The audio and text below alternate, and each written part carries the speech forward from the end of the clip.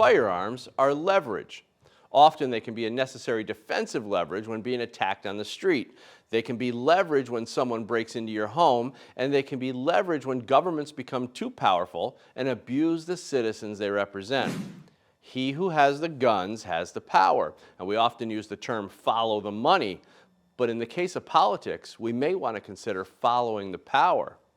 Democrats in America admitted that they understand the power or leverage people have when they're in possession of firearms when Joe Biden and his administration supplied Ukrainians with arms in their attempt to defend themselves against Russia. Knowing that the Ukrainian parliament approved an expansive law that would allow the military to arm local militias at Zelensky's behest, the Biden administration expedited the shipment of weapons to Ukraine.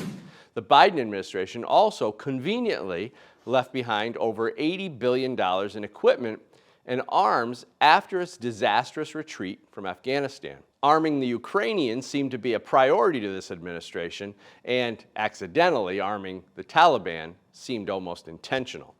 Democrats understand the leverage firearms bring to the table.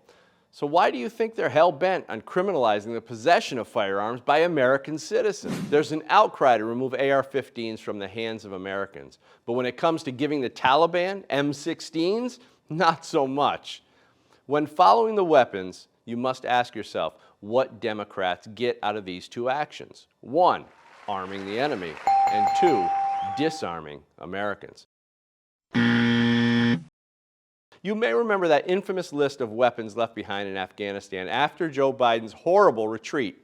It included everything from armored vehicles to Black Hawk helicopters to drones and C-130s to 600,000 small arms like M16s, 50 cals, grenade launchers, tons of ammo, thermal scopes, night vision goggles, all sorts of explosives, body armor, and pallets of American cash. So while Joe Biden is giving American taxpayer money to Ukraine for weaponry and leaving tens of billions of dollars in military gear to a terrorist organization, he recently signed into law the Safer Communities Act, which focuses on giving states $750 million as incentive for them to implement red flag laws.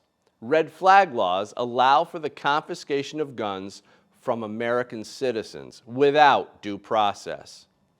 Democrats seem pretty clear about who they want to have guns and who they don't. I'm Dan Wass. This has been another AmmoLand News Second Amendment update. Tell us what you think in the comments below and share this with your family and friends to help support AmmoLand News, America's oldest Second Amendment news outlet.